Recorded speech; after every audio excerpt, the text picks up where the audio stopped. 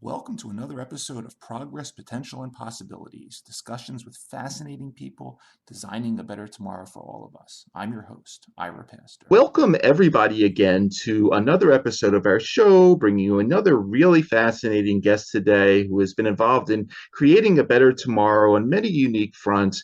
Today, we have the honor of being joined by Dr. Ava Cadell, who is an actress, an accomplished author of 11 books, a producer, a therapist, as well as a global speaker on a wide range of issues of human sexuality, founder of Loveology University and the personal brand Sexual Empowerment.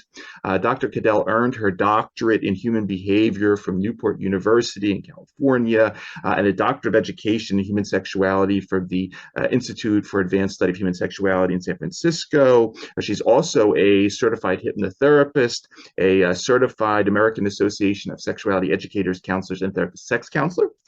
She's on the advisory board of the American College of Sexologists International, hosts a popular sex news blog at sexpert.com, as well as serves as a continuing education provider for the California Board of Behavioral Sciences and California Board of Nursing. Through her private practice in Los Angeles, Dr. Cadell counsels some of Hollywood's elite on personal issues that range on everything from anger management, fear of intimacy, communication problems, infidelity, love and sex addiction, to name a few. She's a highly sought after speaker that has traveled around the world, motivating everything from Fortune 500 companies, religious organizations, medical institutes, women's groups, college students to ultimately embrace the power of love and create magical relationships. Her filmography is quite extensive. You no doubt have seen her in movies like Mel Brooks' History of the World Part 1, Arnold Schwarzenegger's Commando, Smokey and the Bandit Part 3, as well as having appeared on literally hundreds of TV shows over the years, including The Doctors, LA Shrinks, Kendra on Top, as well as a variety of programs for MTV, VH1, and a number of other channels. She recently opened her new Loveology retreat in Maricopa, California, where she's offering a variety of different holistic services, as well as corporate team building, meditation, hiking, yoga, a lot of very exciting topics to get in with her today. We're honored to have her. Dr. Ava Cadell, thank you so much for coming on the show today. Wow, Ira, what an incredible introduction. I don't feel worthy of it, but I thank you. Thank you. Well, thank you for being here, because it's great having you. It's so interesting because I grew up a child of the late 1960s, early 1970s. I watched you in many of these films in the 1980s, but it wasn't until I think the 1990s when you were in some of those Andy Sedaris films where you started playing a character that was in essence you, Dr. Ava.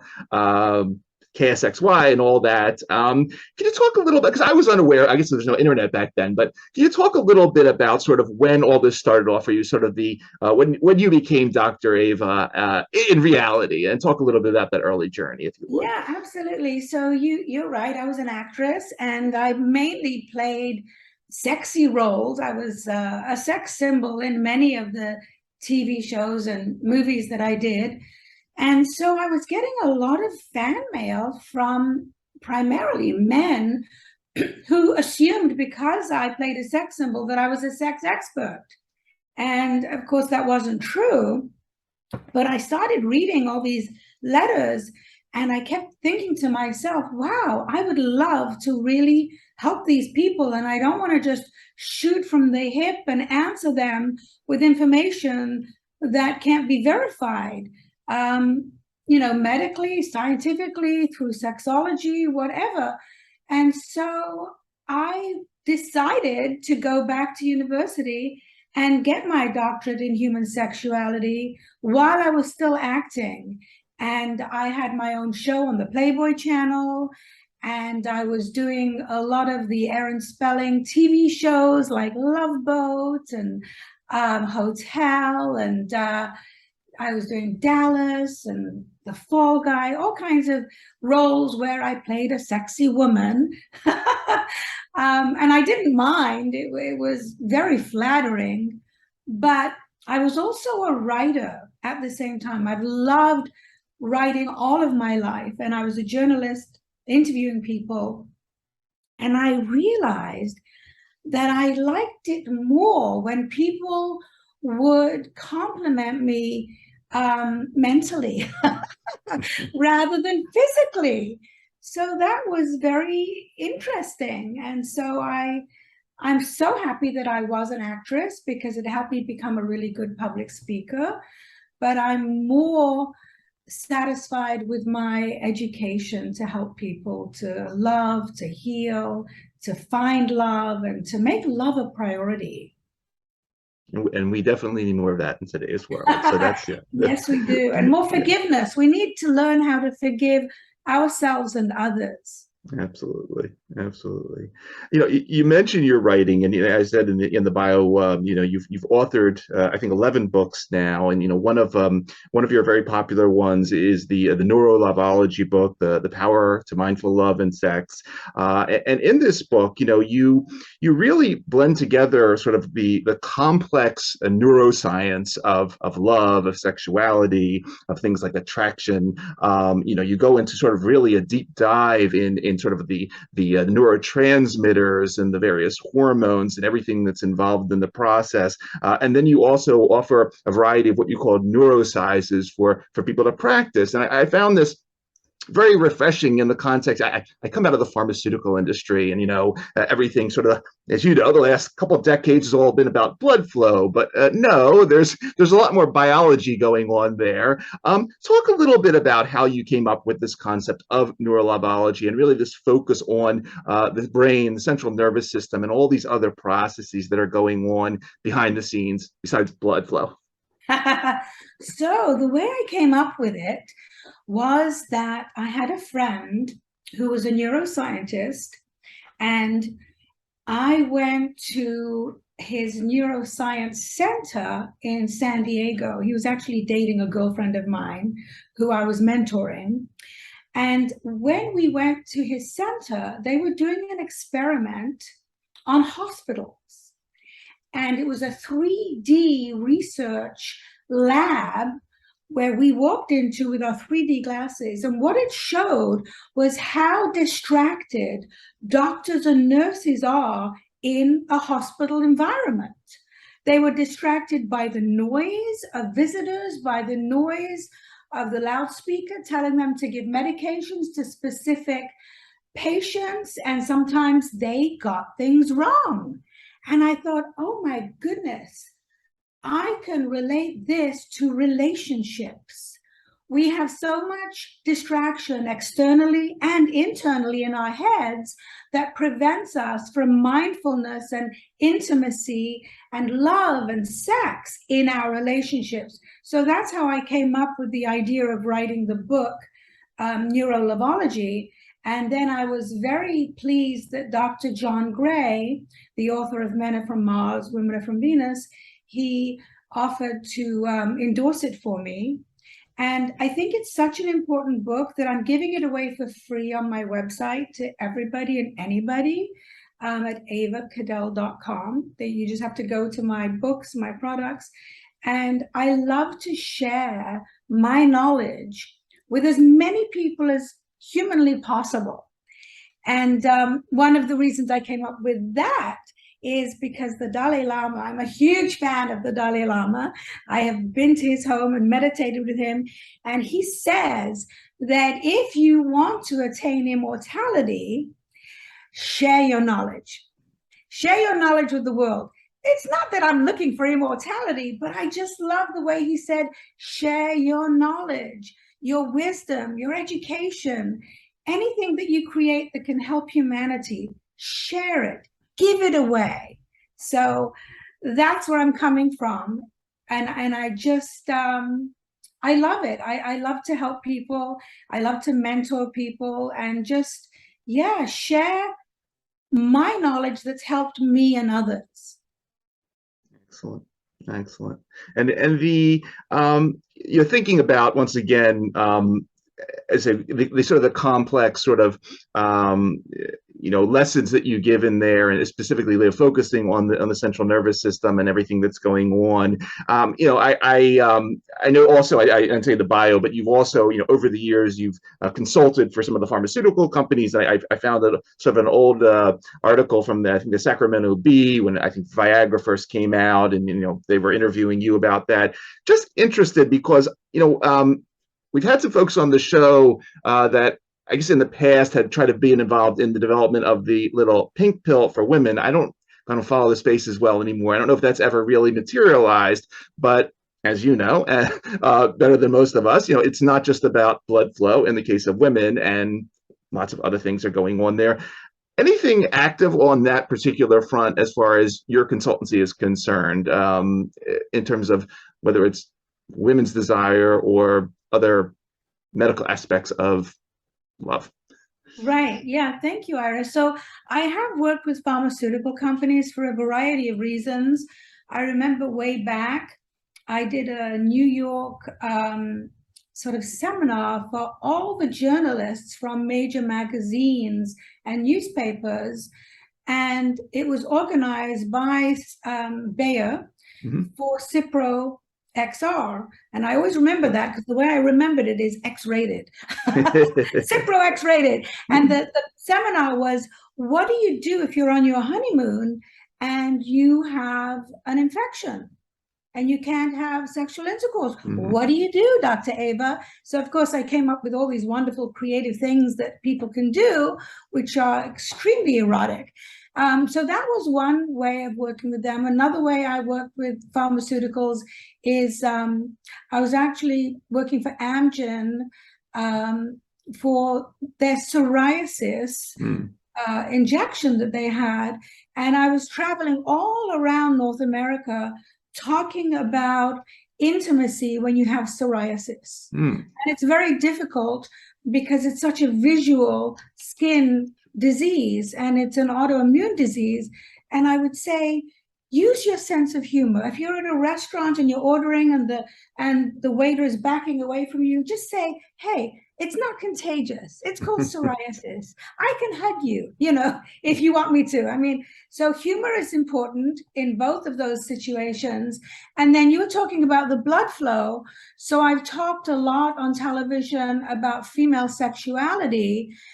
And I was actually attacked by extremely conservative people, like at MSNBC, for saying that women, research on women's orgasm is as important as research for male Viagra, and they seem to think that when men were more important than women. And I was trying to tell them, no, we are both equally as important, but a little pink pill doesn't work for women, because for women, sex begins between the ears before it goes between the legs. So we need to get into a juicy frame of mind first. What does that mean?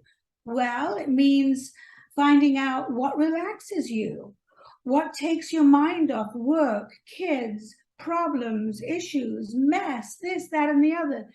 We're back to distractions. So those are some of the ways that I've been able to help educate people about dating and relationships and intimacy and sex. I think it's so important because I believe that sex is our second basic instinct after survival, and it does improve the quality of our lives. And in the end, we're really going to be thinking about the loving memories that we've created rather than the money in our bank account. Absolutely. Absolutely. And talking about quality of life, because you you have the sexpert.com site, and you sort of post in the social media sort of daily sort of pieces of information on a variety of topics. And one of them recently was on actually senior dating, and it specifically was focusing on sort of specific websites, but it gets into this topic that's very popular on our show, namely healthy aging and healthy longevity. And this has become a very hot topic for us. Just very interested in because obviously you have a wide-ranging clientele. Any interesting things on sort of the aging front? I know it's an area when you put together sort of aging and sex, maybe a lot of myths, a lot of misinformation. Last year, I had the honor of having Suzanne Summers on a show, and she talked about how her and her husband Alan, they still have sex twice a day. Great. Can you talk a little bit about some of what you work on in terms of healthy aging and what you see in that particular space? Yes, absolutely. So one of my favorite Ava-isms is that sex has no expiration date. And one of the myths that is true is that if you don't use it, you're going to lose it. And so it's so important for men and women to maintain sexual health, even if they don't have a partner.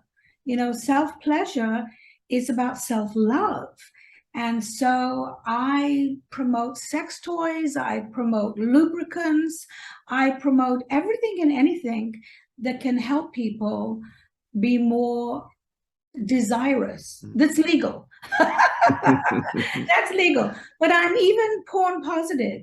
You know, a lot of couples watch porn because it arouses them. Mm-hmm. Some women prefer different kinds of porn to men. I'm being very gender specific, and then it's not always true. But I do believe that some porn has therapeutic value, and some is, you know, highly positive, erotic, and then there is also negative porn. Mm-hmm. But I remember when I was on Dr. Drew Pinsky's show on CNN, and he was sort of attacking me verbally about pornography and how addictive it can be and how bad it is. You know, I said to him, I said, first of all, porn is like the mass media. There are bad movies, there's bad horror movies, there's bad, even big production movies. Well, in porn, it's the same thing. I actually created a line of sexual instructional videos to help people.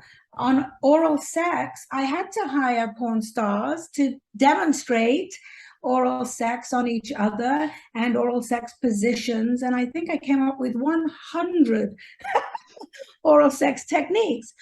This is very helpful for some people, and some find it erotic, others found it a little dry.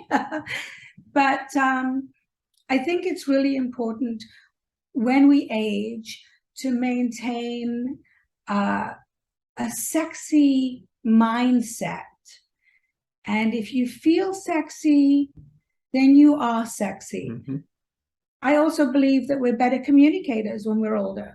So we can communicate our sexual wants, needs, fears, fantasies. Mm-hmm.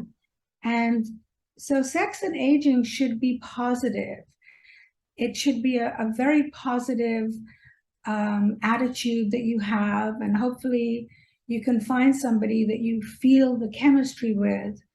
And there's lots of great articles and courses and books and videos to help people add more variety to their sex life as they're aging for more satisfaction. I was going to ask you about your self-help videos, because you're sort of the narrator in those. This is a side question. Are you present? Were you present there when those were being filmed, or do they add your instruction in after the fact? Because that's a great question. I was just wondering. It's a great question, and the answer is I was there when they filmed. And what I would do is I would read the script, and then the performers would do what I was telling them to do. Got it. So I would read and they would act. And my co-star was actually Dr. Hernando Chavez, co-narrator, not actual star. He was fantastic. I just adore him. I've mentored him. He's a personal friend. He's an amazing sex therapist and professor. And I love working with people when I'm being creative. It's so much more fun to work with a partner than just to do everything on your own. So he would actually get in there and say, no, do this, do that. I was a little bit more timid about that. So it was fantastic. We worked so well together.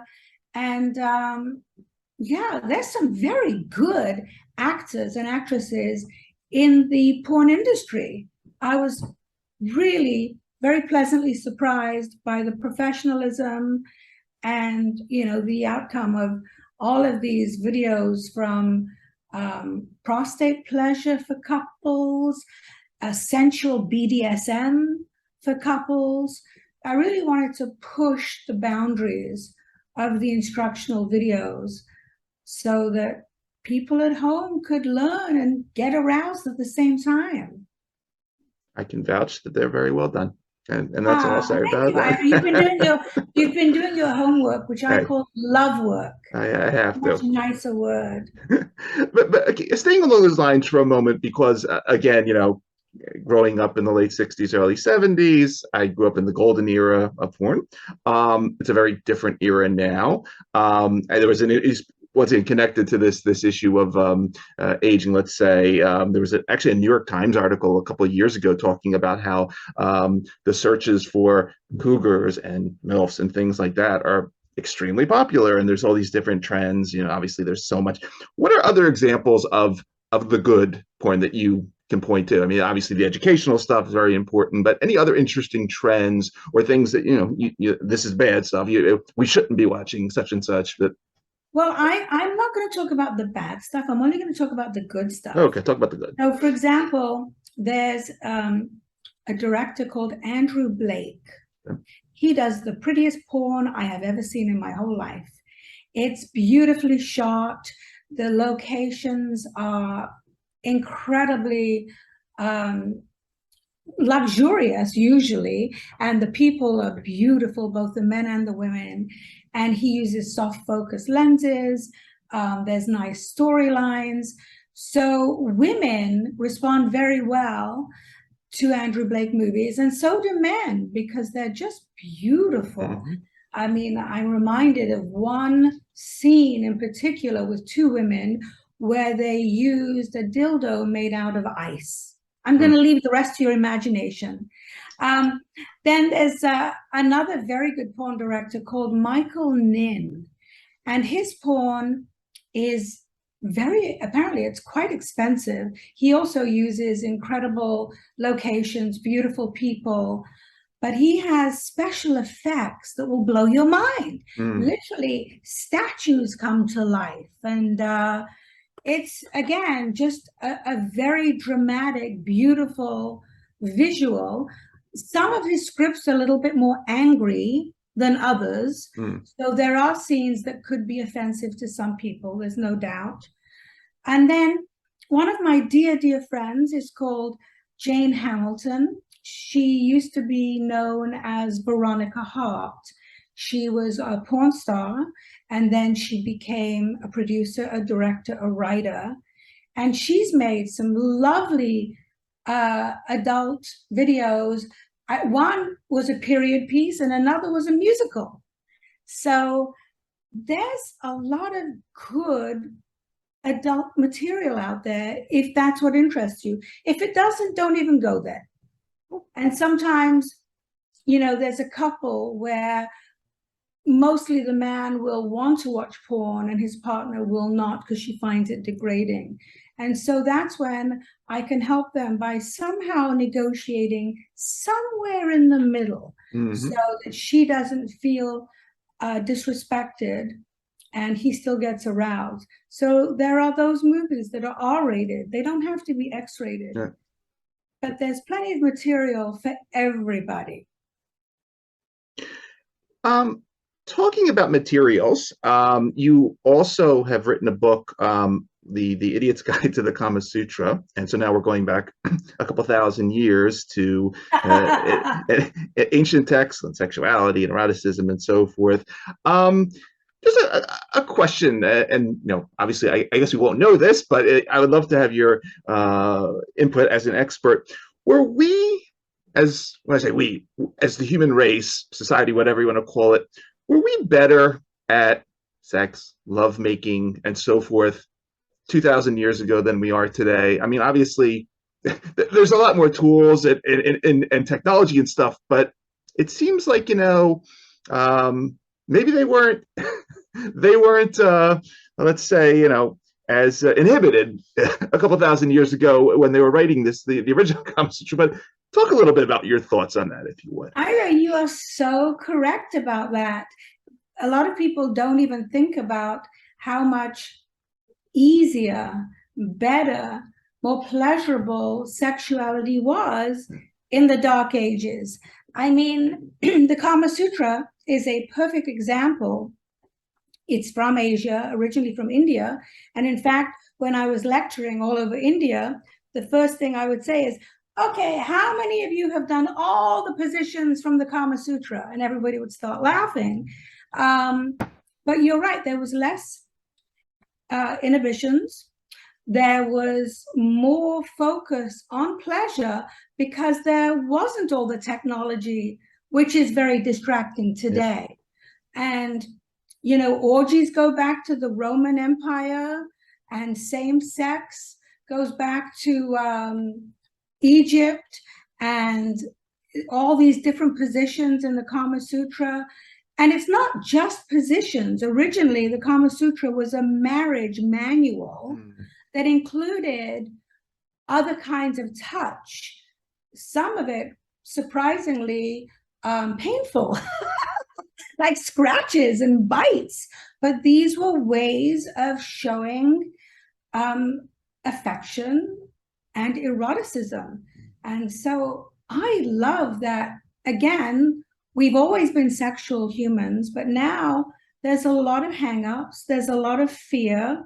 And of course, as soon as religion was introduced into humanity, it did impact relationships quite a bit. I know because I'm a Catholic girl who was raised by nuns, but I really practice more Buddhism than any other religion. And I have my own personal reasons for that. I try not to get into religion because it's a very personal topic. Sure. And some people even choose faith over a relationship. And I respect that. I respect everybody's opinions and values, and I'm completely non-judgmental. But I just talk from my experience and how I perceive sexuality.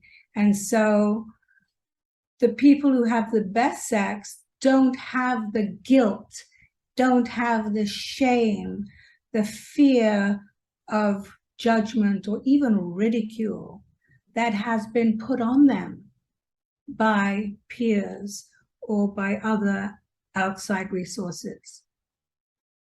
And that feeds perfectly into my next talking point, because another one of your articles on Sexpert recently was these 14 life and love lessons we can learn from animals. And here, we're not talking biting and scratching. It comes back to this issue of judgment, of just snuggling and all the other things that we can learn. Talk a little bit about this article, if you would, but also at the same point, I happen to notice that you have a lot of cats and you post a lot of pictures of cats. And just tell us about that as well. Well, I only have 2 cats at my Loveology retreat. Good. Because I bought the property from some monks, and the monks left me their cats. They asked me if I would take care of them because it's the only property they've ever known. So I've fallen in love with Ivy and Marley, and I am convinced that they are reincarnated. They were monks before, because they come hiking with me. They love people. They're so affectionate, and yet they are outdoor cats. You should see them when they catch quail and snakes and bunny rabbits. But I love all animals. And the article I wrote was about what we could learn as humans, more about unconditional love than anything else. I mean, a dog will bark and wag its tail when you come home and just love you and show affection. Why can't we do that? You know, I tell parents who have children, please show your children that you love each other. Don't just say it, demonstrate the hug and even the kiss. Even if the kids say, oh, yeah, that's disgusting, you are their role model for their future relationships. So I think it's really important. And that particular article talked about different kinds of animals that have different attributes and qualities that we can learn from. And of course, cats and dogs are the most common because that's what we have. But even monkeys, they're so mischievous, they're so naughty, they're so creative, they're so vocal. You know, again, humans become inhibited. Yep. We don't tell each other what we want. What kind of sex do you want? If you don't tell your partner, they can't read your mind. An example is when you go to a restaurant and you order a meal. Mm-hmm. If it's not right, you generally send it back and say, I'm sorry, I ordered a well-done steak and this is rare. I can't eat it. But why can't we talk about sex in the same polite manner where you don't feel inhibited by saying, you know, I'd rather you kiss me gently instead of shoving your tongue halfway down my throat, because it makes me gag a little bit. I don't know, just use humor, but be honest, be open, and be very, very frank. Where are we going now in terms of the future? Because clearly a lot of and once again, I think back to the movies of the, say, the 1980s, where, you know, virtual reality and all this stuff. I think of the movie A Brainstorm with Christopher Walken and Natalie Woods, and, you know, that was, I think, the first time I ever saw, wow, you could record sex on this device, and wow, you could put the device on and experience. It's 2020, almost 2023 now. We have virtual reality and this metaverse stuff and all this other high-tech stuff going on.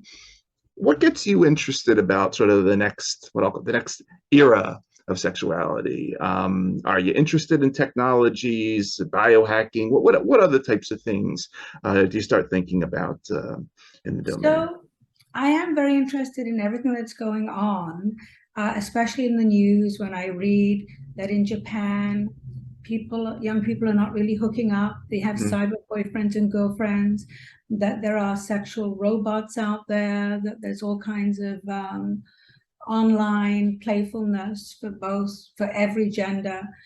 But what comes to mind is a book that I read a long time ago. It was called 2150 AD. Did you ever read that book? No. So it's a book that was written in the 1970s. Okay. And it really should be made into a movie. I think that it was bought by one of the big, I think Miramax bought it actually, but they never produced it. So it's about a man who lives in the 1970s, but when he goes to sleep, he wakes up in the future in 2150 AD, and everybody is naked, and everybody is beautiful, and everybody is very tall, and they all have sex telepathically. So for some reason, that book is beautiful in its own way, and I think way, way into the future, as a human race, we may be going in that direction. But in the meantime, I like to teach sexuality as a more spiritual form of sex. So the SEX for me is synchronized energy exchange, because I think that spirituality and sexuality are so beautiful when they're blended. And I'm not talking about religion. I'm talking about a spirituality that comes from within. So tantric sex is an example. I've taught that all over the world. And with tantric sex, you ask permission before you find a woman's G-spot or before you find a man's prostate. So it's a very respectful form of sexuality. And it's also about moving energy. Mm-hmm. Another example is oral sex. What's the difference between basic oral sex and tantric oral sex? Can you guess? I'm afraid I'll say the wrong thing, but go ahead. No, there's no such thing as the wrong thing, really, when it comes to sex. I could assume that the orgasm lasts for an hour or something. I don't know. I love that. Oh my goodness, that's fantastic. It's not the answer, but it's still fantastic. No, but it could be the second part of the answer. So to make oral sex more, let's call it spiritual, more emotional, more connective, you would have one hand and your mouth on your partner's sexual organs, and then the other hand would be on their heart. Mm. And so you would be moving the heart energy as well as the sexual energy. And I'm sure you know about chakras, yep. The 7 chakras that we have, the energy centers. So you would be blending the heart chakra with the sacral chakra, maybe even the root chakra. And so that's a perfect example of a more spiritual tantric form of oral sex. And yes, the orgasm could last an hour. Why not? Why not? Yeah. I mean, I do teach multiple orgasms for both men and women. And it is possible, it is humanly possible to replace your 7-second orgasm with a 1-hour full body orgasm by keeping your partner in a heightened state of arousal. Outstanding. Talk about the new retreat, if you would, because it seems like it's from the pictures I've seen, a very spiritual place. You've recently set it up. I think you might have had sort of your first guests and so forth, but talk a little bit about what's going on there. So I've always wanted to have a retreat for Loveology University, which I started in 2007. So I manifested it about 14 years ago, but it finally came to fruition this year in January. And it's a 45-acre retreat, which I bought from the monks who lived there. They practiced Zen meditation. And unfortunately, when COVID happened, they had to close their doors because, they couldn't have people coming to meditate and help them with the land. They would do working meditations while they were walking and so forth. And so everything ceased for them. And the monks live on donations for everything, including food. So it was very difficult. And when I met them, they had just fallen out of escrow with somebody else. It was another therapist, actually. And he was in escrow with them for 3 months, but it fell out. And I just spontaneously said, I'll buy it. I'll buy it and do the shortest escrow you've ever had. And I think it's the most exciting adventure I've ever been on in my whole life. It's really a dream come true. It has 3 houses. I bought some beautiful luxury campers. It has a permit as a retreat already, so I'm continuing it. It has the most beautiful Buddhist temple, which I've kept for meditation. And then I've just added more renovations and more beautifying. And I've been fixing, everything that was broken, like the irrigation system. And so it's a labor of love. And I'm really excited to have this as part of my legacy. And I apologize. I should have asked this in the wrong order, but could you also talk a little bit about the Loveology programs? Because you went back and got your doctorate. Talk a little bit about sort of what happens in the process of people that join Loveology University, the whole issue of becoming a consultant or a practitioner. Again, I apologize. I should have asked this before about the retreat. But... Oh, no apology necessary. So what happened was, going back to when I was an actress, I decided that I wanted to become a therapist. Mm-hmm. And acting just wasn't really satisfactory to me mentally, as it was nice to be complimented, but it didn't really do that much for me. So I went back to university. I went to the Institute for the Advanced Study of Human Sexuality in San Francisco.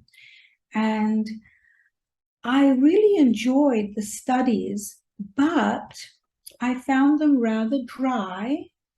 And I kept thinking to myself, oh, I wish they had this course and this course and this course. And so I started to think about how I could create an online university and share everything that I learned at the Institute, but also add some other courses for the layman on communication, on dating, on flirting, and then have more intense courses on fetishes and on transgender and on boundaries, so that there was something for everybody. And so that was really how I came up with Loveology University. And it's loveuniv.com. And during COVID, I added more courses. One in particular is 7.5 hours long. It's on healing. And that's something I also give away for free. I want people to be able to heal through loving solutions, heal from loss, heal from addictions, heal from pain, from abuse. We all need to heal in some way. And of course, this is not a replacement for medical or therapeutic healing, but it's holistic healing. So that's very important to distinguish. And when I train love coaches all over the world, I tell them that you must refer people when you're not qualified, when you don't have the skills. So that's extremely important. But yeah, basically, I now spend my life mentoring others, training others, and just sharing my knowledge and enjoying this beautiful retreat that has a Buddhist temple on it. It's truly superlative. So thank you for asking me. And I hope you'll come down and visit, because we have these lovely places where you can stay, and I will do meditation with you. I need some of that in my life. Hey, one last question while I have you, and I neglected, once again in the intro, I forgot to mention that in addition to all of this, you are also a black belt in Shotokan karate, which I was also unaware of at the time. Are you still practicing karate? And then just one thing pops in my mind, because I do remember in one of the Andy Sedaris films that Pat Morita was the bad guy. And I was wondering if you ever had a karate fight with him when you were on the set. But are you still doing any martial arts in the middle of this? I'm not doing it anymore, but I was taking karate, and my goal was to get my black belt before I was 40 years old. And I got it about a week before I was 40. So I'm so happy that I did that. I think it's really important for women, especially, to learn how to defend themselves. But no, now I do Tai Chi, I do yoga. I've mellowed out, although I am hiking on my mountains whenever I'm there, and it's really a good form of exercise and stamina.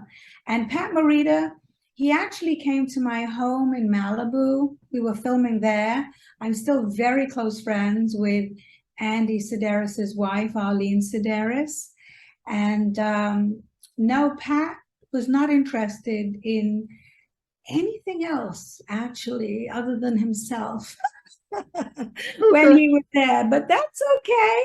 I figured I'd ask. Yeah. Yeah, I don't do martial arts anymore. I'm so happy I did. Yeah, So you got enough other things that you're doing. So I know I'm so busy, but they say ask a busy person to do something and it will be done. yeah. Although I'm obviously multitasking way too much because I thought our interview was tomorrow. So Well, I'm glad we had the opportunity to do me it, and too, me it's too. just And I'm wearing it's just wearing my sweater, my love sweater, purely by coincidence. perfect. Perfect. I've been a big fan a long time. It's very impressive all that you're doing, and just I'm rooting you on. And it's if I ever do get away from the East Coast, I'd love to come visit and see the new retreat. For everybody that is going to be listening to this particular episode of our show on the various podcast networks or watching on our YouTube channel, again, you've been listening to Dr. Ava Cadell, founder of Loveology University. Pick up her many books, Neuro-livology, A's Guide to the Kama Sutra. Check out our films, which are pretty awesome. There's a lot of them. You have to watch them all. I want to thank you for, again, taking the time out of your schedule to come talk to us for a little while about all these topics. Obviously, thank you for everything you've been doing to move passion, love, romance forward. And as we say on this show, thanks for helping to create a better tomorrow via what you do. It's a very inspiring story. And thank you again for joining us. Thank you, Ira. You're an amazing host. You really do your homework, your love work. I am an ardent admirer of those skills. Well, So great. thank you for having me. Thank you. We'll do it again.